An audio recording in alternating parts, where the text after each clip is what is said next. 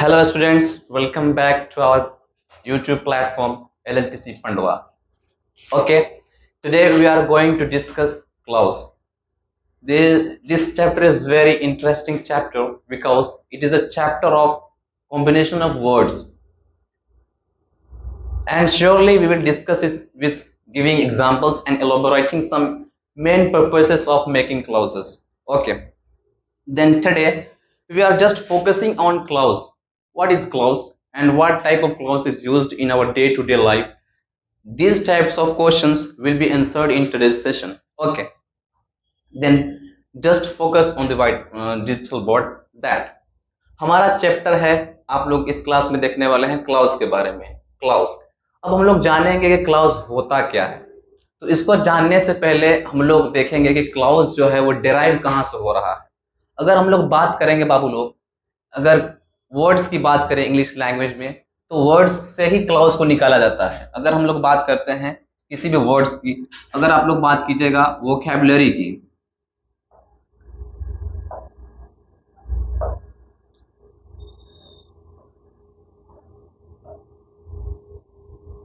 Vocabulary, what does it mean? It means words.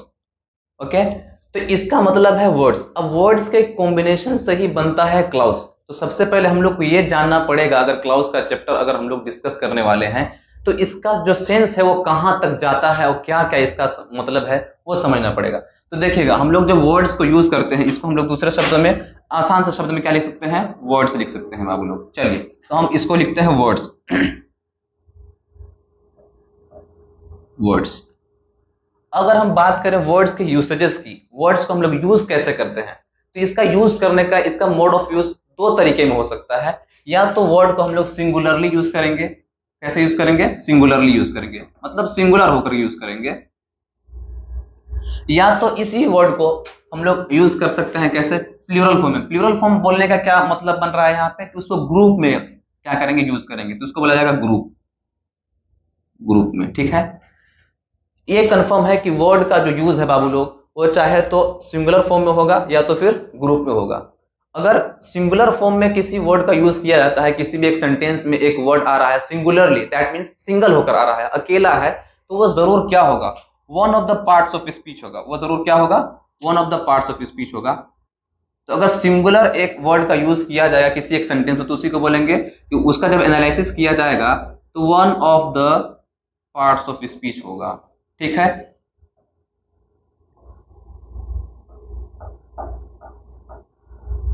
Okay, अगर वही group की बात करें, ग्रुप ऑफ वर्ड्स की बात करें हम लोग, तो ग्रुप ऑफ वर्ड्स तीन कैटेगरीज में बांट सकते हैं हम लोग। ग्रुप ऑफ वर्ड्स को समझने के लिए तीन कैटेगरीज में, वही एक कैटेगरी में से क्लाउज भी हम लोग एडॉप्ट करने वाले हैं, क्लाउज को भी वहीं से डिराइव करने वाले हैं।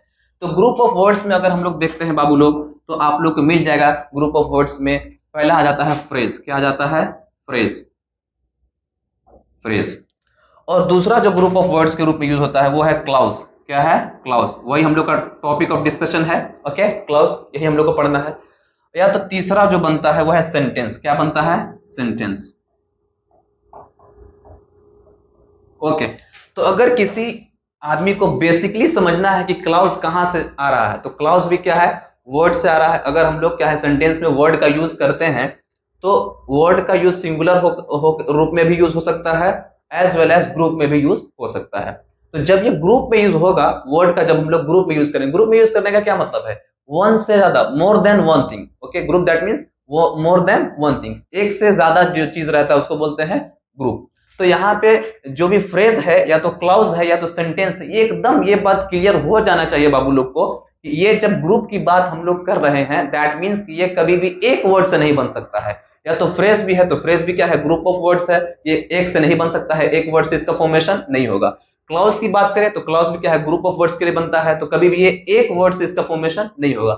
उसी तरह अगर सेंटेंस की बात करें हम लोग, तो सेंटेंस का भी फॉर्मेशन एक वर्ड से बिल्कुल नहीं होगा। तो इतना तो कंसेप्ट क्लियर है कि वर्ड का यूज हम लोग सिंगुलर करते हैं, सिंगुलर के रूप में करते हैं, और ग्रुप में भी करते हैं। अगर सिंगुलर में किसी एक सिंगुलर फॉर्म में अगर क्या होगा, किसी वर्ड का यूज किया जाएगा, तो उसको एनालिसिस जब हम लोग करेंगे तो वो one of the parts of speech में से होगा। या तो नाउन होगा, प्रोनाउन होगा, एडजेक्टिव होगा, वर्ब होगा, एडवर्ब होगा, प्रीपोजिशन होगा, कंजंक्शन होगा, या तो फिर इंटरजेक्शन होगा। यही इन्हीं चीजों में से कोई एक चीज हो सकता है।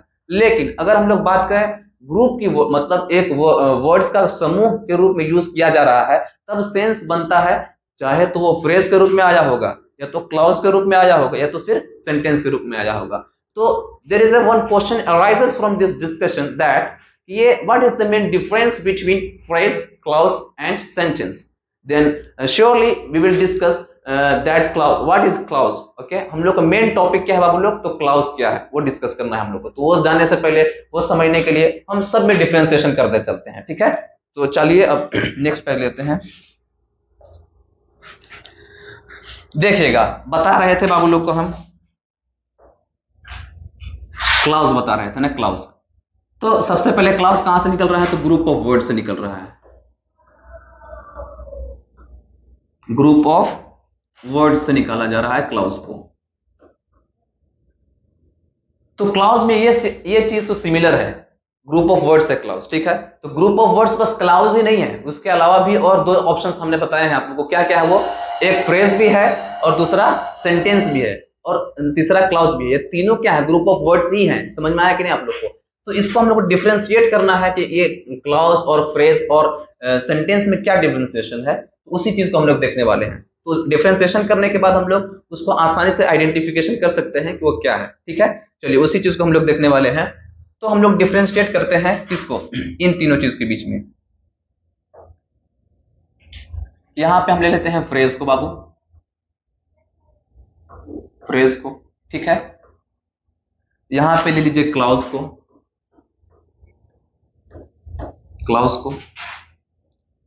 यहां पे ले लेते हैं सेंटेंस को, सेंटेंस। चलिए अब तीनों में हम लोग को डिफरेंशिएशन करना है। What is the main difference between these three words? Okay. First word is phrase, second is clause, and third is sentence. What is the main difference between these three words? Just I am going to tell you that phrase, clause and sentence, ये तीनों जो हैं वो सब क्या है बाबू लोग, ग्रुप ऑफ वर्ड्स है। तीनों के अंदर सिमिलरिटी किस चीज की है कि ये जो बनना, इनका जो फॉर्मेशन है, चाहे वो फ्रेज का फॉर्मेशन हो, क्लाउज का फॉर्मेशन हो, या तो सेंटेंस का फॉर्मेशन हो, इन तीनों चीजों का फॉर्मेशन कहां से बेस करता है बाबू लोग, तो ग्रुप ऑफ वर्ड से। किससे, ग्रुप ऑफ वर्ड से। मतलब हम बोल सकते हैं इसके अंडर में कि चाहे हम लोग फ्रेज की बात करें तो फ्रेज भी क्या है, ग्रुप ऑफ वर्ड है कि नहीं है बाबू लोग, ये ग्रुप ऑफ वर्ड है, ग्रुप ऑफ वर्ड्स है। और क्लाउज की बात करें तो भी ये भी क्या है, ग्रुप ऑफ वर्ड्स है।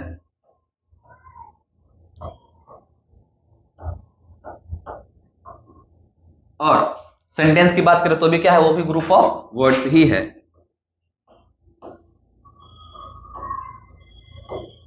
तो यहां से डिफरेंशिएशन समझ में नहीं आ रहा है हम लोग को। ये तो सिमिलरिटी हो गई कि तीनों के तीनों फ्रेज का कॉम्बिनेशन के लिए, मतलब फ्रेज बनाने के लिए, या तो क्लॉज के लिए, या तो सेंटेंस का क्या करने के लिए, फॉर्मेशन करने के लिए हमको किसकी जरूरत पड़ रही है, ग्रुप ऑफ वर्ड्स की। मतलब वो वर्ड्स का समूह है, शब्दों के समूह से बनता है फ्रेज, शब्दों के समूह से बनता है क्लॉज, या तो सेंटेंस भी है जो वो भी क्या है, ग्रुप ऑफ वर्ड से ही फॉर्मेशन किया जाता है। तो यहाँ पे हम लोग को सिमिलरिटी देखने को मिला, पहले में डिफरेंशिएशन नहीं दिख रहा है अभी। तो दोनों में डिफरेंस क्या है तीनों में, उस चीज को देखते हैं। अब चलिए, अब दूसरा जो पॉइंट हम लोग उठाते हैं वो है कि ग्रुप ऑफ वर्ड्स में अगर बात करेंगे बाबू लोग, तो ग्रुप ऑफ वर्ड्स में अगर एक सब्जेक्ट है तो उसके साथ क्या भी आया होगा, वर्ब भी आया होगा। सब्जेक्ट प्लस वर्ब का कॉम्बिनेशन अगर पाया जाएगा तो उसको क्लॉज बोला जाएगा। एक ऐसा ग्रुप ऑफ वर्ड्स, थोड़ा सा ध्यान से नोटिस कीजिएगा इस डेफिनेशन को, एक ऐसा ग्रुप ऑफ वर्ड्स जिसके अंदर सब्जेक्ट प्लस वर्ब का कॉम्बिनेशन पाया जाएगा तो उसको क्लॉज बोला जाएगा। अगर वही कॉम्बिनेशन किसके अंडर नहीं मिल रहा है, फ्रेज के अंडर, मतलब एक ऐसा ग्रुप ऑफ वर्ड्स है जिसके अंडर सब्जेक्ट प्लस वर्ब का कॉम्बिनेशन नहीं पाया जा रहा है, तो इसमें क्या होगा, फ्रेज में देखिएगा कि सब्जेक्ट प्लस वर्ब का जो कॉम्बिनेशन है बाबू लोग, जो कॉम्बिनेशन है ये नहीं होता है। क्या होता है, ये नहीं पाया जाता है किसमें, फ्रेज में। लेकिन जबकि हम लोग क्लॉज की बात करें तो क्लॉज एक ऐसा ग्रुप ऑफ वर्ड्स है जिसके अंडर सब्जेक्ट प्लस वर्ब का कॉम्बिनेशन अच्छे से पाया जाता है। ओके, तो यहाँ पे जो एस प्लस वी का जो कॉम्बिनेशन होगा, एस मतलब we are denoting subject by S and verb by V. Okay, is that clear? Okay, तो सब्जेक्ट प्लस वर्ब का जो कॉम्बिनेशन इसमें क्या होता है, पाया जाता है। इसका जो कॉम्बिनेशन है ये पाया जाता है। ओके, ये इसमें होता है। तो और देखिएगा, थोड़ा सा इंटरेस्टिंग बात है यहाँ पे, ये क्लाउड से ही बनता है क्या? सेंटेंस। क्लाउड से ही क्या बनता है? सेंटेंस। सच में अगर बात करेंगे हम लोग ग्रुप ऑफ वर्ड्स की ना, तो मेनली यहाँ पे दो चैप्टर बन सकता था, फ्रेज या तो क्लाउज। ये तीसरा हम एडिशनल लाए हैं ज्यादा अच्छे से समझाने के लिए। जो सेंटेंस है ना, वो सेंटेंस किससे बनता है? क्लाउज से ही बनता है। लेकिन हर एक क्लाउज को सेंटेंस नहीं बोला जाएगा। देखिए यहाँ पे जो सेंटेंस है, तो क्लाउज जो है, क्लाउज का फॉर्मेशन के लिए क्या होना चाहिए? सब्जेक्ट प्लस वर्ब का कॉम्बिनेशन आना चाहिए।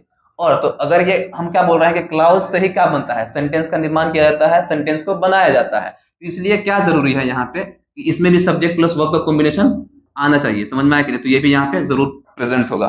तो अभी ये वाला सेकेंड पॉइंट से हम लोग ये कर सकते हैं डिफरेंशिएट कि फ्रेज में सब्जेक्ट प्लस वर्ब का कॉम्बिनेशन नहीं होता है, जबकि क्लाउज और सेंटेंस में क्या होता है? सब्जेक्ट प्लस वर्ब का कॉम्बिनेशन होता है। इसमें भी सब्जेक्ट प्लस वर्ब का कॉम्बिनेशन होता है।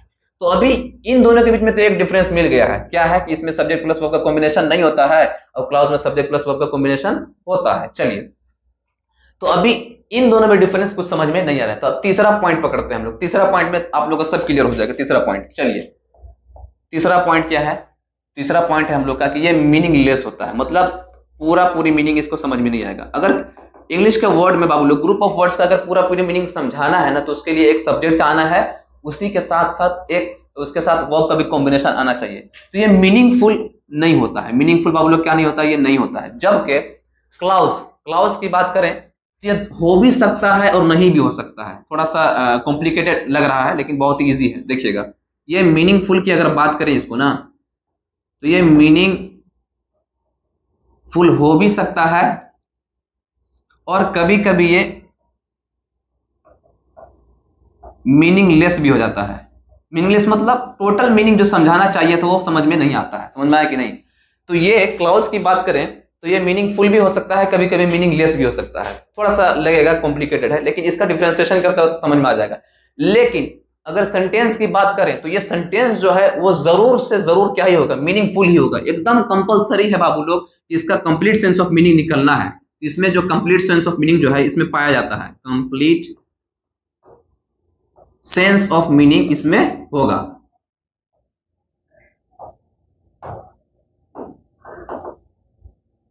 कंप्लीट सेंस ऑफ मीनिंग इसमें मिलता है। चलिए, तो अभी हम लोग डिफरेंशिएट कर पा रहे हैं। देखिएगा, फ्रेज, तो देखिए अब अगर क्या करेंगे, इसको डिफाइन करेंगे तो कैसे कर सकते हैं? तो फ्रेज एक ऐसा ग्रुप ऑफ वर्ड है जिसके अंदर सब्जेक्ट प्लस वर्ब का कॉम्बिनेशन नहीं मिलता है, जिसके वजह से वो मीनिंगफुल नहीं हो पाता है, मतलब उसका कंप्लीट सेंस ऑफ मीनिंग नहीं दे पाते हैं। अगर उसी को इंग्लिश में डिफाइन करेंगे तो क्या होगा? देखिए, a group of word that hasn't any combination of subject plus verb. That means a group of words that hasn't any combination of subject plus verb. It is called phrase. अगर हम लोग clause के definition की बात करें तो clause को कैसे डिफाइन कर सकते हैं हम लोग? A group of word having the combination of subject plus verb and either it will be meaningful or it will be meaningless. The two both possibilities are possible there. तो उसको बोलेंगे क्लाउज। और sentence की बात करें तो एक ऐसा ग्रुप ऑफ वर्ड्स है ये, मतलब एक group of words having the combination of subject plus verb and completing its sense of meaning is known as sentence. तो इसमें डिफरेंशिएट कर पा रहे होंगे हम लोग। देखिए, फ्रेज में क्या था? ये ग्रुप ऑफ वर्ड्स था, ये भी ग्रुप ऑफ वर्ड्स है, ये भी ग्रुप वर्ड्स है, लेकिन फ्रेज में सब्जेक्ट प्लस वर्ब का कॉम्बिनेशन हमको नहीं मिल रहा था, जबकि क्लाउज में सब्जेक्ट प्लस वर्ब का कॉम्बिनेशन मिलता है और सेंटेंस में भी सब्जेक्ट प्लस वर्ब का कॉम्बिनेशन मिलता है। तो सेकेंड वाला अगर पार्ट पकड़ेंगे हम लोग बाबू लोग, तो इसी से हम लोग को फ्रेज और क्लाउज और सेंटेंस के बीच में हमको डिफरेंशिएशन मिल जाएगा। इसमें कॉम्बिनेशन नहीं मिलता है, इसमें कॉम्बिनेशन होता है, इसमें भी कॉम्बिनेशन होता है। अगर तीसरा पॉइंट पकड़ लेंगे तो सब में डिफरेंशिएटली आप लोग इसको क्या कर सकेंगे? डिफरेंशिएट कर पाएंगे। देखिए कैसे कर सकते हैं, बता ये रहे थे कि ये मीनिंगफुल नहीं होता है, कभी भी मीनिंगफुल नहीं हो सकता है। मतलब कंप्लीट सेंस, मीनिंगफुल का क्या सेंस बन रहा है यहाँ पे? Complete sense of meaning. Meaning जरूर होगा, कोई भी इंग्लिश का वर्ड है तो उसका मीनिंग होगा ना, जरूर होगा, लेकिन मीनिंगफुल होने का सेंस मतलब है कि कंप्लीट सेंस ऑफ मीनिंग, मतलब वो बात अगर बोलेंगे तो जो सुनने वाला व्यक्ति है, जो लिजनर होगा, उसको पूरी बात समझ में आ जानी चाहिए, उसी को बोलते हैं meaningful. Okay, in the term of grammar. और यहाँ पे अब क्लाउज और सेंटेंस के बीच में डिफरेंशिएशन ज्यादा नहीं पकड़ पा रहे थे हम लोग, तो उसी को देखिए बता रहे हैं कि ये कभी कभी मीनिंगफुल हो भी सकता है तो कभी कभी मीनिंगलेस भी हो सकता है। मतलब मीनिंगफुल हो भी सकता है, मीनिंगफुल नहीं भी हो सकता है। इसका क्या मतलब जा रहा है? तो ये कंप्लीट सेंस ऑफ मीनिंग दे भी सकता है, कंप्लीट सेंस ऑफ मीनिंग नहीं भी दे सकता है।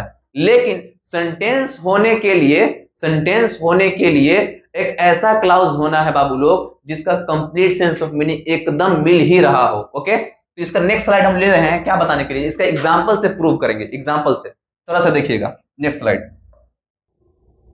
चलिए, तो नेक्स्ट स्लाइड हम लोग ले लिए हैं बाबू लोग एग्जांपल देखने के लिए, एग्जांपल देखने के लिए। तो एग्जांपल से पहले आप लोग का वो कॉन्फ़िगरेशन जो है अच्छे से पूरा हो जाना चाहिए कि क्या है। तो तीनों बताए थे हम आप लोग को।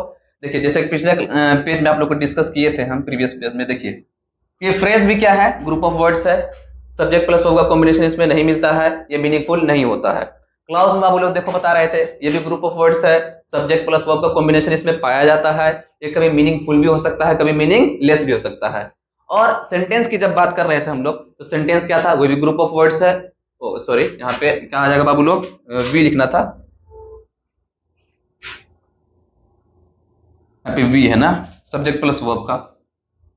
ओके, सब्जेक्ट प्लस वर्ब का कॉम्बिनेशन सेंटेंस में हमेशा मिलता है, और इस वजह से सब्जेक्ट प्लस वर्ब का कॉम्बिनेशन अगर किसी भी एक ग्रुप ऑफ वर्ड्स में मिल रहा है ना, तो वो जरूर कंप्लीट सेंस ऑफ मीनिंग देगा। समझ में आया कि नहीं, जब उसी को सेंटेंस बोला जाएगा। अब इस एग्जांपल से हम लोग इलैबोरेट करते हैं। तो ये कंसेप्ट हो गया होगा क्लियर, फ्रेज का बाबू लोग, क्लाउज का और सेंटेंस का। अब एग्जांपल देखिएगा ना तो अच्छे से समझ में आ जाएगा। जैसे कि नेक्स्ट पेज ले लेते हैं हम लोग। चलिए,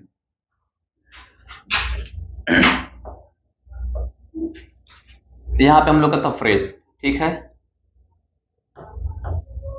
और यहां हम लोग ले रहे थे क्लाउज, और यहां पे हम लोग का था सेंटेंस।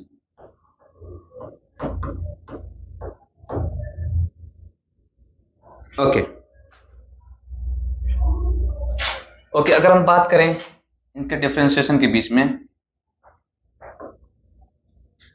ओके, तो यहां पे देखिएगा phrase, clause and sentence,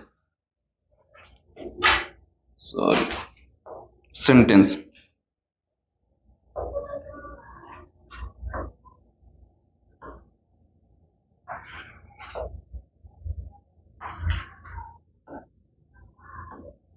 sentence की बात करते हैं। चलिए, तो जो भी हो, फ्रेज है, क्लाउज है, सेंटेंस है। एग्जांपल से इसको हम लोग क्या करने वाले हैं, समझने वाले हैं। तो देखिएगा, एग्जांपल लेते हैं पहले फ्रेज के। तो फ्रेज क्या है बाबू लोग, तो ग्रुप ऑफ वर्ड्स है। फ्रेज क्या है, ग्रुप ऑफ वर्ड्स है। तो इसके लिए हम आप लोग को बताए थे क्या करने के लिए। एक एग्जांपल लेते हैं, मान के चलिए हम बोल रहे हैं राम एंड राज। क्या बोल रहे हैं, राम एंड राज। तो यहां पे ये देखिएगा आप लोग ना, हम इसका डेफिनेशन में क्या था, पिछला पेज थोड़ा सा रिवाइज करते हैं। देखिए, प्रीवियस वाला में इसका डेफिनेशन में क्या बोले थे कि ये क्या है, ग्रुप ऑफ वर्ड्स है कि नहीं है, ग्रुप ऑफ वर्ड्स है, ठीक है। तो ये अब यहाँ पे देखिए, ये फ्रेज क्या है, ग्रुप ऑफ वर्ड्स है, लेकिन सब्जेक्ट प्लस वर्ब का कॉम्बिनेशन इसके अंदर नहीं होता है, और ये नहीं होने की वजह से मीनिंगफुल नहीं होता है। तब एग्जाम्पल में डायरेक्ट जाइएगा तो देखिए, यहाँ पे क्या हम एग्जाम्पल लिए, राम एंड राज। एग्जाम्पल हम लोग का क्या है, राम एंड राज। अब ये ग्रुप ऑफ वर्ड्स है कि नहीं है, बिल्कुल है। क्यों, हम बोले हैं कि more than one thing is known age group, more than one thing is known age group. देखिए, राम यहाँ पे क्या है, एक वर्ड है, एंड भी एक वर्ड है, राज भी एक वर्ड है। तो राम हो गया आपका पहला वर्ड, एंड हो गया सेकेंड वर्ड, ये राज हो गया थर्ड वर्ड। तो मोर देन वन वर्ड्स हुआ कि नहीं हुआ जी, एकदम हो गया कि more than one word is known age group. तो इसको ग्रुप ऑफ वर्ड्स तो इसमें है, ग्रुप ऑफ वर्ड्स है। तो पता चला कि फ्रेज भी क्या है, ग्रुप ऑफ वर्ड्स होता है। लेकिन अगर हम बात करेंगे बाबू लोग ना, देखो राम एंड राज बस इतना बोल रहे हैं, स्पीकर जो है लिजनर को बस इतना बोल रहा है, क्या बोल रहा है, राम एंड राज। क्या बोला जा रहा है, जो स्पीकर है लिजनर को क्या बोल रहा है, राम एंड राज बोल रहा है। तो इतना बस बोलने से जो लिजनर आदमी होगा, जो सुनने वाला व्यक्ति होगा, पूरा बात समझ में आ जाएगा कि राम एंड राज के बारे में क्या बोला जा रहा है। बिल्कुल समझ में नहीं आएगा, क्योंकि राम एंड राज ये सब्जेक्ट का फंक्शन तो कर सकता है, लेकिन ये इसमें इसके बाद मतलब देखो यहाँ पे इसको हम लोग सब्जेक्ट बना सकते हैं, अगर चाहेंगे तो सब्जेक्ट बन जाएगा। क्यों, क्योंकि राम एंड राज किसका नाउन है, नाउन को सब्जेक्ट बनाना बहुत ही ईजी है, नाउन को आराम से सब्जेक्ट बना सकते हैं। लेकिन हम लोग का मुद्दा यहाँ पे ये था कि अगर ये सब्जेक्ट है तो इसके बाद वर्ब आएगा तब तो सेंटेंस का मीनिंग मिलेगा। लेकिन हम लोग के पास यहाँ पे क्या नहीं आ रहा है, वर्ब का कॉम्बिनेशन नहीं हो रहा है। सब्जेक्ट तो इसको हम लोग सब्जेक्ट बना सकते हैं, लेकिन यहाँ पे इसके बाद वर्ब नहीं आया है, दैट मीन्स इसका कंप्लीट सेंस ऑफ मीनिंग नहीं मिल पाएगा।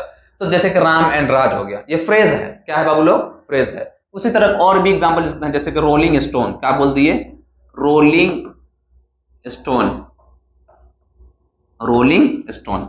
अब देखिएगा, रोलिंग एक वर्ड है कि नहीं है, पहला वर्ड ले लिए मान के चलिए, स्टोन एक वर्ड। तो अब दो word, more than one word is known age group. तो यहाँ पे एक से अधिक वर्ड हुआ कि नहीं हुआ, पहला वर्ड ये सेकंड वर्ड, ये इसको एक से अधिक वर्ड को बोला गया क्या, एक से अधिक वर्ड हो जाएगा तो बन जाएगा क्या, तो ये बन गया ग्रुप ऑफ वर्ड्स की नहीं बना, बन गया। तो फ्रेज बनाने के लिए बस एक ही कंडीशन फुलफिलमेंट हम लोग को करना है, क्या है कि वन देन मोर, मतलब क्या होना चाहिए, मोर देन वन वर्ड्स होना चाहिए, एक शब्द से ज्यादा होना चाहिए, और कुछ नहीं है इसमें। तो रोलिंग स्टोन में बाबू लोग एक से अधिक वर्ड है, ये क्या है, जरूर फ्रेज है। अब इसके अंदर सब्जेक्ट प्लस वर्ब का कॉम्बिनेशन नहीं मिलना है, देखो मिल रहा है, रोलिंग स्टोन, घूमने वाला पत्थर, वो क्या है, वो क्या कर रहा है, उसका फंक्शन, वो सब कुछ नहीं बताया जा रहा है। मतलब इसको हम लोग एज ए सब्जेक्ट तो मान सकते हैं, लेकिन इसके बाद वर्ब का कॉम्बिनेशन नहीं है। लेकिन हम लोग का क्लाउज को जब हम लोग क्या करते हैं, एग्जांपल लेते हैं, फॉर एग्जांपल क्लाउज लीजिएगा, देखिए हम एग्जांपल लेते हैं, एकदम सिंपल सा example, he is honest, he is honest, he is honest. अब इसमें ये देखिएगा ना, ये ग्रुप ऑफ वर्ड्स है कि नहीं है, पहला तो कंडीशन वही था, समझ में आया कि नहीं, चाहे फ्रेज हो या तो क्लाउज हो या तो सेंटेंस हो, पहला कंडीशन क्या है कि वो ग्रुप ऑफ वर्ड्स होने चाहिए, मतलब एक से अधिक उसमें शब्द आना चाहिए। अब देखो यहाँ पे ही जो है बाबू लोग पहला वर्ड मान लेते हैं इसको, इज दूसरा वर्ड, और ऑनेस्ट तीसरा वर्ड, ठीक है, ठीक, बिल्कुल ठीक, मतलब ये मोर देन वन वर्ड है, दैट मीन्स ये ग्रुप ऑफ वर्ड्स है, तो पहला कंडीशन इसमें फुलफिलमेंट हो गया। दूसरा प्रीवियस पेज देखना, ये बताया गया था कि क्लाउज में ये ग्रुप ऑफ वर्ड्स होता है, ठीक है, ग्रुप ऑफ वर्ड्स के साथ साथ सब्जेक्ट प्लस वर्ब का कॉम्बिनेशन इसमें पाया जाता है। तो इसमें हम वो वाले एग्जांपल में हम लोग देखते हैं कि इसमें सब्जेक्ट प्लस वर्ब का कॉम्बिनेशन आया है कि नहीं, तो देखिएगा यहाँ पे देखो, he is honest, group of words clear हो गया कि ग्रुप ऑफ वर्ड्स है ये, ठीक है, ग्रुप ऑफ वर्ड्स है ये, इतना हमको क्लियर हो गया है, ठीक। अब हम लोग ये देख रहे हैं कि इसके अंदर सब्जेक्ट प्लस वर्ब का कॉम्बिनेशन आया है कि नहीं, क्लाउज होने के लिए सब्जेक्ट प्लस वर्ब का कॉम्बिनेशन होना है। तो यहाँ पे देखिएगा ही मतलब देखिए, ही मतलब वह, तो यहाँ पे जो ही है किसका फंक्शन कर रहा है, एज ए सब्जेक्ट फंक्शन कर रहा है कि नहीं कर रहा है, बिल्कुल कर रहा है। अब यहाँ पे इज देखिए, इज क्या है, पार्ट्स ऑफ स्पीच में से अगर ढूंढिएगा आप लोग तो इज किस कैटेगरी में आएगा, वर्ब के कैटेगरी में आएगा। अगर बात करें तो वर्ब में फर्दर कैटेगरी होता है, तो ये ऑक्सिलरी है, प्राइमरी ऑक्सिलरी है, मतलब वर्ब है, समझना है कि नहीं। अब ही हो गया सब्जेक्ट, ये है वर्ब, और ऑनेस्ट यहाँ पे क्या है, आप लोग बताइए, सब्जेक्ट प्लस वर्ब तो मिल गया, इतना बेसिक चीज था क्लाउज होने के लिए, समझ में आया कि नहीं, सब्जेक्ट प्लस वर्ब। और ये ऑनेस्ट है, इसको बोलते हैं बाबू लोग कॉम्प्लीमेंट, क्या बोलते हैं, कॉम्प्लीमेंट, जिसको डिनोट करते हैं सी से, उसको हम लोग फर्दर डिटेल में बताएंगे कि कॉम्प्लीमेंट क्या है और ये कितना टाइप का बनता है। लेकिन हम लोग को बेसिक ढूंढना क्या था कि सब्जेक्ट प्लस वर्ब का कॉम्बिनेशन इसमें है कि नहीं है, तो मिल गया, ही यहाँ पे हम लोग का सब्जेक्ट है और इज यहाँ पे वर्ब है, तो दूसरा कंडीशन भी फुलफिल हो गया। पहला कंडीशन था कि ग्रुप ऑफ वर्ड्स होना है, he is honest group of words है, इसमें सब्जेक्ट प्लस वर्ब का कॉम्बिनेशन होना है, तो जिसमें सब्जेक्ट प्लस वर्ब का कॉम्बिनेशन है, ही है सब्जेक्ट और इज है वर्ब, ठीक है, तो सब्जेक्ट प्लस वर्ब का कॉम्बिनेशन हो गया। अब बताया ये जा रहा था ना कि क्लाउज जो है कभी मीनिंगफुल भी हो सकता है, कभी मीनिंगलेस भी हो सकता है। अब उसका एग्जांपल देखिएगा, तो ये वाला क्लाउज की अगर बात करें बाबू, देखो देखो यहाँ पे ही इज ऑनेस्ट, वह ईमानदार है, स्पीकर जो है लिजनर को क्या बता रहा है, किसी एक व्यक्ति के बारे में बोल रहा है, सिंगुलर व्यक्ति है, वो बोल रहा है कि वह ईमानदार है। तो यहाँ पे जो लिजनर है उस व्यक्ति के बारे में उसको पूरी जानकारी मिल रही है कि नहीं मिल रही है, बिल्कुल मिल रही है कि वह जो व्यक्ति है वो कहा है, ईमानदार है। तो इसके बारे में इस सेंटेंस का मीनिंगफुल है कि नहीं है, बिल्कुल है। तो बताए थे कि क्लाउज जो होता है वो कभी मीनिंगफुल भी हो सकता है और कभी मीनिंगलेस भी हो सकता है। तो ये वाला जो क्लाउज है बाबू लोग, इसको क्लाउज बोलेंगे कि नहीं बोलेंगे, बिल्कुल बोल सकते हैं। क्यों, क्योंकि क्लाउज होने के तीन कंडीशन था, पहला कंडीशन है कि वो ग्रुप ऑफ वर्ड्स होना है, तो ये ग्रुप ऑफ वर्ड्स है। उससे दूसरा कंडीशन है कि सब्जेक्ट प्लस वर्ब का कॉम्बिनेशन इसमें मिलना है, तो सब्जेक्ट प्लस वर्ब का कॉम्बिनेशन है, ठीक है। तीसरा कंडीशन था कि उसका कंप्लीट सेंस ऑफ मीनिंग निकलना है उससे, तो देखिए ही इज ऑनेस्ट बोलने से कंप्लीट सेंस ऑफ मीनिंग निकल रहा है। चलिए, तो ये बात हो गया क्लियर कि क्या है, ये सब्जेक्ट प्लस वर्ब का कॉम्बिनेशन इसमें है। अब एक और बात बता रहे थे आप लोग को, हम क्या बता रहे थे कि ये कभी मीनिंगफुल भी हो सकता है, कभी मीनिंगलेस भी। तो ये मीनिंगफुल का तो एग्जांपल हो गया, अब मीनिंगलेस का भी एग्जांपल देखिएगा। जैसे कि एक क्लाउज ले लेते हैं हम, देखो I saw a man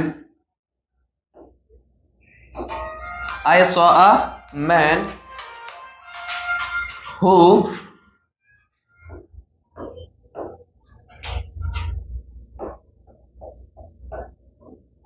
helped me.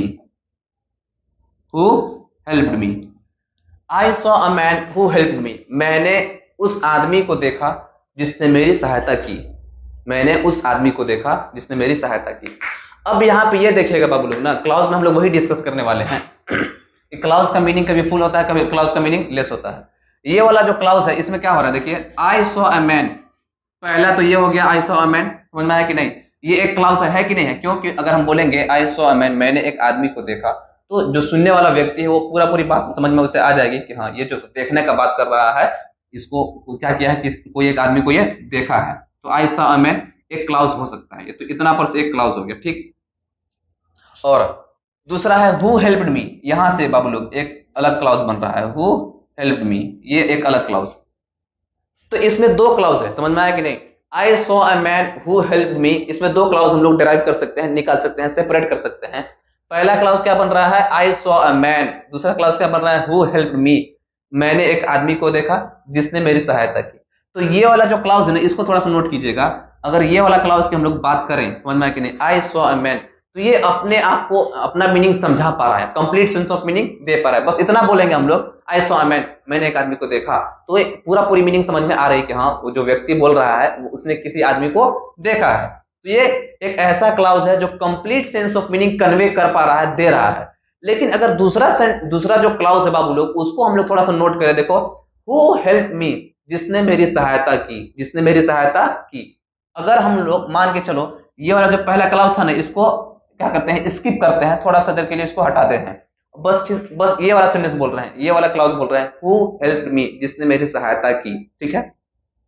तो बस हम इतना अगर बोलेंगे आप लोग से, ला करके आप लोग के सामने डायरेक्ट आ जा रहे हैं, बोल रहे हैं जिसने मेरी सहायता की। तो इतना सुनने से आप लोग को समझ में आ रहा है कि जिसने मेरी सहायता की, बस इतना बोल दिए, तो आप लोग के दिमाग में कंफ्यूजन होगा कि हाँ जिसने मेरी सहायता की, तो फिर क्या उसके बारे में कुछ इंफॉर्मेशन चाहिए ना। तो अगर वही बताना चाह रहे हैं कि एक ऐसा क्लाउज, देखो हु हेल्प मी एक क्लाउज है, क्यों? क्योंकि इसके अंदर सब्जेक्ट प्लस वर्ब का कॉम्बिनेशन है, ये ग्रुप ऑफ वर्ड्स भी है, तो एक क्लाउज जरूर है। लेकिन इसका जो मीनिंग है सेकंड वाला क्लाउज का, वो क्या नहीं है, complete sense of meaning convey नहीं कर पा रहा है। तो वही तो बता रहे थे आप लोग को हम कि कभी ये मीनिंगफुल भी होगा। तो पहला वाला जो क्लाउज है वो क्या है? मीनिंगफुल है, मीनिंगफुल है। लेकिन दूसरा वाला जो क्लाउज है बाबू लोग, ये क्या है? बिना इसके, बिना पहले वाला जो क्लाउज के, ये जो क्लाउज है वो क्या है? मीनिंगफुल नहीं है, मीनिंगफुल नहीं है, मीनिंगफुल नहीं है। समझ में आएगा बात आप लोग को? तो सेंटेंस अब कहां से बनता है? तो वही बात है, देखो, एक ऐसा क्लाउज जो हमेशा मीनिंगफुल होता है, एक ऐसा क्लाउज जो हमेशा मीनिंगफुल होता है, उसी को बोला जाएगा का सेंटेंस बोला जाएगा। तो यहाँ पे दो क्लाउज है ना हम लोग के पास, I saw a man who helped me, समझ में आ रहा है ना? तो देखो इसको भी हम लोग क्या बोल सकते हैं, ये वाला जो क्लाउज हम लोग का आई सॉ अ मैन, देखो आई सॉ अ मैन, अगर इतना भी बोलेंगे तो ये भी क्या है? सेंटेंस इसको बोल सकते हैं। क्यों बोल सकते हैं? क्योंकि ये ग्रुप ऑफ वर्ड्स है, सब्जेक्ट प्लस वर्ब का कॉम्बिनेशन है कि नहीं है? आई सब्जेक्ट होके आया है और सो क्या है बाबू लोग? वर्ब होकर आया है, तो सब्जेक्ट प्लस वर्ब का कॉम्बिनेशन है और सेंटेंस का पूरा पूरी अर्थ भी निकल रहा है, मीनिंग भी निकल रहा है, तो उसको सेंटेंस बोल सकते हैं। That's over. और यहाँ पे अगर बात करें, ये पूरा जो चीज है ना, दो क्लाउज मतलब, तो सेंटेंस का फॉर्मेशन कभी एक क्लाउज से होता है, कभी दो क्लाउज से भी होता है। तो यहाँ पे देखो अभी एक क्लाउज है, बस यही वाला क्लाउज को उठा करके यहाँ लिख दिए हैं, तो सेंटेंस बन जा रहा है। समझ में आया कि नहीं? क्यों? क्योंकि ग्रुप ऑफ वर्ड्स है और उसमें सब्जेक्ट प्लस वर्ब का कॉम्बिनेशन भी है। अगर बात करें एक दो वर्ड्स, दो क्या करें, दो क्लाउज को मिला करके एक सेंटेंस का फॉर्मेशन कर रहे हैं, तो ये वाला देखिएगा, आई saw a man who helped me, who helped मी। तो ये जो दो क्लाउज से मिलके जो ग्रुप ऑफ वर्ड्स बना है, इसको सेंटेंस बोल सकते हैं कि नहीं बोल सकते हैं? बिल्कुल बोल सकते हैं। क्यों? क्योंकि सेंटेंस में क्या होना चाहिए, पूरा चीज अगर दोनों मिल जाएगा तो पूरा कंप्लीट सेंस ऑफ निकल रहा था कि नहीं, मीनिंग निकल रहा था, बिल्कुल निकल रहा था। तो बोल ये सकते हैं हम लोग, डिफाइन ये कर सकते हैं कि जो सेंटेंस है वो क्लाउज से बनता है। सेंटेंस जो है क्लाउज या फ्रेज दोनों को भी मिला के बना सकते हैं। समझ में आया कि नहीं? या तो बिल्कुल बस एक क्लाउज से बना सकते हैं, तो दो या दो से अधिक क्लाउज से भी बना सकते हैं, किसको? एक सेंटेंस का फॉर्मेशन किया जा सकता है। तो वो तो अलग मैटर है। हम लोग का क्या था यहाँ पे? क्लाउज का चैप्टर था। तो क्लाउज हम लोग ये पता चल गया कि क्लाउज क्या होता है। एग्जांपल से हम लोग ये समझ पाए हैं कि क्लाउज जो है एक ऐसा ग्रुप ऑफ वर्ड्स है जिसके अंदर सब्जेक्ट प्लस वर्ब का कॉम्बिनेशन होता है और वो कभी मीनिंगफुल भी हो सकता है, कभी मीनिंगलेस भी हो सकता है। ठीक है, तो क्लाउज इतना क्लियर है बाबू लोग। अगर हम लोग आगे की बात करें, क्लाउज की बात करते हैं, तो उसमें आप लोग देख सकते हैं कि टाइप ऑफ क्लाउज भी होता है, क्योंकि क्लाउज बताया ना, कभी मीनिंगफुल होगा, कभी मीनिंगलेस भी होगा। तो उसी को अगर बढ़ाते हुए उसका डिस्कशन अगर बढ़ाते हैं हम लोग, तो क्या बोल सकते हैं, देखो कि क्लाउज को हम लोग दो पार्ट में डिवाइड कर सकते हैं। दो पार्ट में डिवाइड करने से क्या मतलब है कि एक टाइप, देखो क्लाउज को हम लोग लिख सकते हैं कि टू टाइप्स का क्लाउज बन सकता है। पहला एक क्लाउज बनेगा बाबू लोग जिसको हम लोग बोलेंगे मेन क्लाउज। क्या बोलेंगे? Main clause. दूसरा जो क्लाउज होगा हम लोग का वो होगा सब ऑर्डिनेट क्लाउज। सब ऑर्डिनेट क्लाउज। ओके, अब what is the main difference between these two types of clauses? First is main clause, second is subordinate clause. क्या है दोनों के बीच में डिफरेंस? तो बताए थे ना आप लोग को हम कि क्लाउज कभी मीनिंगफुल भी हो सकता है, कभी मीनिंगलेस भी हो सकता है। तो अगर क्लाउज मीनिंगफुल है, अगर क्लाउज मीनिंगफुल है, अपने आप में इंडिपेंडेंट है, अपना मीनिंग समझाने के लिए, अपना पूरा कंप्लीट सेंस ऑफ मीनिंग को एक्सप्रेस करने के लिए किसी दूसरे चीज पर क्या नहीं कर रहा है, वो डिपेंड नहीं कर रहा है, तो उसको बोलेंगे कि वो मेन क्लाउज है। क्या है बाबू लोग? Main clause. जैसे एक सेंटेंस हम लोग ले लेते हैं, एक सेंटेंस ले रहे हैं, उसमें से हम लोग ढूंढेंगे। देखिएगा, एक सेंटेंस लिख रहे हैं, जैसे कि I met a man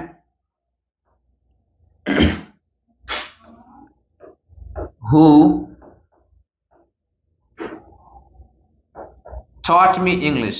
I met a man who taught me English. चलिए, I met a man who taught me English. यहां पे ये क्या है? ग्रुप ऑफ वर्ड्स है। इसमें किसी को डाउट है? बिल्कुल डाउट नहीं होगा। क्यों? क्योंकि एक से अधिक वर्ड है, दैट मीन्स वो ग्रुप ऑफ वर्ड्स है। अब ये फ्रेज हो सकता है कि नहीं? फ्रेज नहीं होगा। क्यों नहीं होगा फ्रेज? क्योंकि इसके अंदर क्या देखने को मिल रहा है बाबू लोग, ये सब्जेक्ट भी है, वर्ब भी है। तो जब सब्जेक्ट प्लस वर्ब का कॉम्बिनेशन मिल जा रहा है आपको ग्रुप ऑफ वर्ड्स में, तो वो कहां से उसको फ्रेज बोल सकते हैं? फ्रेज बोलने के लिए क्या होना है कि सब्जेक्ट प्लस वर्ब का कॉम्बिनेशन उसमें नहीं मिलना है, जबकि यहाँ पे तो सब्जेक्ट प्लस वर्ब का कॉम्बिनेशन भरपूर मात्रा में है। देखिएगा यहाँ पे, देखिए आई सब्जेक्ट है, मेट वर्ब है। समझना है कि नहीं? ओके, तो सब्जेक्ट प्लस वर्ब का कॉम्बिनेशन है, दैट मीन्स ये फ्रेज नहीं है। अब फ्रेज नहीं है तो क्या होगा? क्लाउज हो गया, तो फिर क्लाउज हो गया तो फिर सेंटेंस होगा। क्लाउज मतलब, तो अब देखना, वही हम लोग पार्ट बाय पार्ट इसको डिवाइड करने वाले हैं। देखिएगा थोड़ा सा, यहाँ पे दो क्लाउज से मिलके ये सेंटेंस का फॉर्मेशन हुआ है, उसी को पकड़ने वाले हैं। देखिए, पहला क्लाउज जो है आई मेट अ मैन, पहला क्लाउज क्या है बाबू लोग? आई मेट अ मैन, पहला क्लाउज है आई मेट अ मैन। दूसरा क्लाउज है हम लोग का who taught me English, who taught me English. दो क्लाउजेस है, यहाँ पे डिफरेंशिएशन कर दे रहे हैं यहाँ पे, ठीक है, बॉर्डर है। I met a man who taught me English, दो क्लाउजेस हैं। पहला क्लाउज है आई मेट अ मैन, दूसरा क्लाउज है हु टॉट मी इंग्लिश। दोनों को मिलाकर के एक सेंटेंस का फॉर्मेशन हुआ है। तो एक दोनों में डिफरेंस है, दोनों क्लाउज में डिफरेंस है। आई मेट अ मैन जो ग्रामेटिकली जो इसका महत्व है वही महत्व है, तो उसका ही स्पेशलाइजेशन इसके पास नहीं है। तो आई मेट अ मैन अगर किसी कोई भी स्पीकर एक लिजनर को जाकर बोलता है, तो वो व्यक्ति सुनकर समझ जाएगा कि वो किसी एक आदमी से मिला है। तो ये एक ऐसा क्लाउज है, ये एक आई मेट अ मैन एक ऐसा क्लाउज है बाबू, जो अपना मीनिंग समझाने के लिए, अपना मीनिंग को कन्वे करने के लिए इस क्लाउज से इसको क्या है, कोई दिक्कत नहीं है। मतलब इस पर डिपेंड नहीं कर रहा है अपना मीनिंग को समझाने के लिए। बस डायरेक्टली बोलिएगा आई मेट अ मैन, मैं एक आदमी से मिला, तो आपको पूरी बात समझ में आ जाएगी। लेकिन अगर इस क्लाउज की हम लोग बात करेंगे ना, देखो हु टॉट मी इंग्लिश, जिसने मुझे इंग्लिश पढ़ाया, तो बस इतना किसी एक आदमी के सामने जाकर के आप लोग क्या बोल रहे हैं? हु टॉट मी इंग्लिश, जिसने मुझे इंग्लिश पढ़ाया। तो पूरी बात नहीं समझ में आएगी। ये एक ऐसा क्लाउज है हु टॉट मी इंग्लिश जो डिपेंडेंट है किस पर? पहले वाले क्लाउज पर डिपेंड कर रहा है। क्यों डिपेंड कर रहा है? अपना मीनिंग को समझाने के लिए। मतलब ये जो है इसके बिना कुछ नहीं है। ये जो है मतलब दो क्लाउज मान लेते हैं, ए बी नाम दे देते हैं दोनों का ना। पहले इसको ले लेते हैं हम लोग ए क्लाउज, इसको ले लेते हैं बी क्लाउज, ठीक है। तो बी क्लाउज जो है अपना मीनिंग समझाने के लिए किस पर डिपेंड कर रहा है? ए क्लाउज पर। जबकि ए क्लाउज को अपना मीनिंग समझाने के लिए बी क्लाउज की आवश्यकता नहीं है। तो इसमें मेन आदमी किसको बोलेंगे? अगर मान चलिए आपके पास दो दोस्त हैं, एक ऐसा दोस्त है कि अपना मैटर आराम से सोल्व कर लेता है, एक का नाम है ए, दूसरे दोस्त का नाम है बी। पहले दोस्त का नाम है ए, दूसरे दोस्त का नाम है बी। जो बी फ्रेंड है आपका, समझ में आया कि नहीं, वो हमेशा उसको कोई भी मैटर होता है ना, तो अपने आप जो समझाना है तो वो खुद से नहीं कर पाता है, वो हमेशा डिपेंडेंट रहता है किस पर? ए पर। जबकि आपका जो ए फ्रेंड है ना, वो अपना मैटर खुद से सोल्व कर लेता है। समझ में आ रहा कि नहीं? उसमें उसको किसी को इन्वॉल्व करने की जरूरत नहीं है। तो उसी तरह यहाँ पे बस क्लाउज को ले लीजिएगा कि बी क्लाउज ऐसा क्लाउज है जो अपना मीनिंग समझाने के लिए ए पर डिपेंडेंट है, लेकिन ए क्लाउज ऐसा क्लाउज है जो अपना मीनिंग खुद से समझा देता है। तो एक ऐसा क्लाउज बाबू लोग ध्यान से सुनिएगा, डेफिनेशन दे रहे हैं, एक ऐसा क्लाउज जो अपना मीनिंग खुद से एक्सप्रेस कर सकता है उसको बोलेंगे मेन क्लाउज। क्या बोला जाएगा उसको? मेन क्लाउज, क्योंकि मेन आदमी वही है, समझ में आया कि नहीं? उसके बिना कुछ हो नहीं पा रहा है, तो मेन क्लाउज उसको बोल देंगे। और एक ऐसा क्लाउज जो अपना मीनिंग समझाने के लिए किसी मेन क्लाउज पर, दूसरे मेन क्लाउज पर डिपेंड होता है, तभी जाकर उसका मीनिंग समझ में आता है, तो उसको बोलेंगे सब ऑर्डिनेट क्लाउज। क्या बोला जाएगा उसको? सब ऑर्डिनेट क्लाउज। और इसके पीछे एक रीजन भी है, इसको सब ऑर्डिनेट क्लाउज क्यों कहा जाता है। एक रीजन है, ये आप लोग देख सकते हैं कि हमेशा सब ऑर्डिनेट क्लाउज में, हमेशा सब ऑर्डिनेट क्लाउज में सब ऑर्डिनेटिंग कंजंक्शन भी आ जाता है। देखिए यहाँ पे हु टॉट मी इंग्लिश है ना यहाँ पे, तो यहाँ पे हु का है, हु क्या है यहाँ पे? सब ऑर्डिनेटिंग कंजंक्शन है। तो सब ऑर्डिनेट क्लाउज को सब ऑर्डिनेट क्लाउज इसलिए नाम पड़ा है क्योंकि उस क्लाउज में हमेशा एक क्या आ जाता है बाबू लोग? तो सब ऑर्डिनेटिंग कंजंक्शन आ जाता है। अब ये क्या बात रही कि सब ऑर्डिनेटिंग कंजंक्शन किसको बोलते हैं? तो उसको याद करने के लिए बहुत सिंपल सा ट्रिक है, देखो। Fan voice,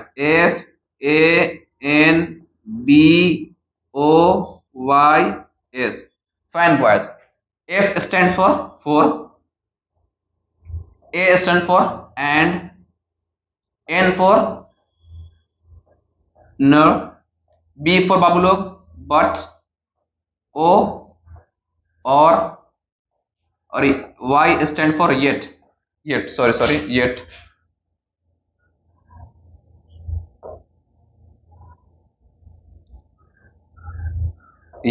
and S stand for, sorry इधर लिख देते हैं, S stand for so। Okay, तो इसी को बोला जाता है सब ऑर्डिनेटिंग कंजंक्शन। ओके, सब ऑर्डिनेटिंग कंजंक्शन। तो आपका जो सब ऑर्डिनेटिंग क्लाउज होगा ना, उसमें जरूर एक सब ऑर्डिनेटिंग, मतलब इसमें से कोई ना कोई आया होगा, समझ में आया कि नहीं? सॉरी, ये कोऑर्डिनेटिंग कंजंक्शन है। इसके अलावा और भी कंजंक्शन है। कंजंक्शन दैट मींस ज्वाइनर का जो काम करते हैं। ये जो फैन वॉइस हैं, इनके अलावा जो कंजंक्शन बनते हैं उसको बोलते हैं सब ऑर्डिनेटिंग कंजंक्शन। इसको क्या बोलते हैं? कोऑर्डिनेटिंग कंजंक्शन इनको बोला जाता है, ठीक है।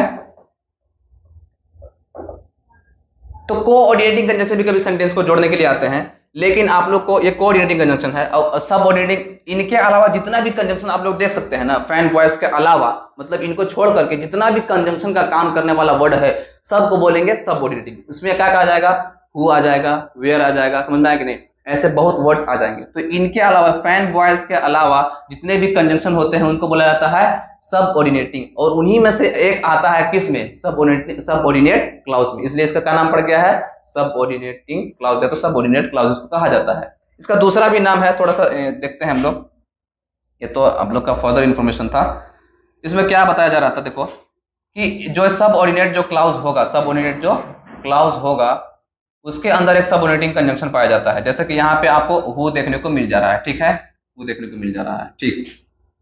इतना तो क्लियर है। अब दो टाइप का बन गया, मेन क्लाउज और सबऑर्डिनेट क्लाउज।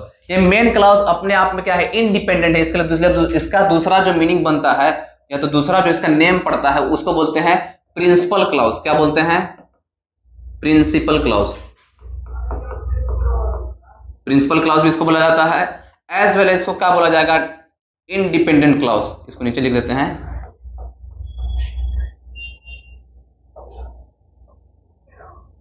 इंडिपेंडेंट क्लाउज भी इसको कहा जाता है, क्योंकि ये डिपेंडेंट नहीं होता है इस पर, अपना मीनिंग खुद से दे देता है। इसलिए मेन क्लाउज को ही प्रिंसिपल क्लाउज कहा जाएगा, इंडिपेंडेंट क्लाउज कहा जाएगा। और सबऑर्डिनेट क्लाउज को क्या कहा जाएगा? सबऑर्डिनेट क्लाउज तो इसलिए कहा जा रहा है क्योंकि उसके अंदर क्या आ रहा है? सबऑर्डिनेटिंग कंजंक्शन आ रहा है, जैसे यहाँ पे हु आया है। और उसी तरह ये क्या है? डिपेंड कर रहा है ना, किस पर डिपेंड कर रहा है? मेन क्लाउज पर डिपेंड कर रहा है। किसके लिए? अपना मीनिंग को कन्वे करने के लिए। इसलिए इसका दूसरा नाम पड़ता है dependent clause, dependent clause. Okay, dependent clause भी इनको बोला जाता है। Okay, we are summing up the lesson. Very in short हम लोग ये बोल सकते हैं कि अगर हम लोग क्लाउज की बात करें तो क्लाउज क्या है? ग्रुप ऑफ वर्ड है, ठीक है, जिसके अंडर सब्जेक्ट प्लस वर्ब का कॉम्बिनेशन पाया जाता है। और अगर सेंस, मीनिंग ऑफ सेंस की बात करें तो सेंस ऑफ मीनिंग की बात करें तो कभी मीनिंगफुल भी हो सकता है, मतलब sense, complete sense of meaning दे भी सकता है, और कभी कंप्लीट सेंस ऑफ मीनिंग उससे नहीं भी मिल सकता है। तो अगर एक क्लाउज से कंप्लीट सेंस ऑफ मीनिंग निकल रहा होगा तो उसको बोलेंगे मेन क्लाउज, या तो बोलेंगे प्रिंसिपल क्लाउज, या तो उसी क्लाउज का दूसरा नाम है इंडिपेंडेंट क्लाउज, ठीक है। अगर एक क्लाउज से खुद का अपना जो मीनिंग है, कंप्लीट सेंस ऑफ मीनिंग अगर नहीं दे पा रहा है, तो उसको बोला जाएगा सब ऑर्डिनेट क्लाउज, या तो फिर बोला जाएगा डिपेंडेंट क्लाउज। ओके, तो I hope you have got the points I like to convey in this chapter. I hope अगले क्लास में मिलते हैं हम लोग, इसका और भी फर्दर कैटेगराइजेशन है उसके साथ। Okay, thank you for watching us, thank you very much.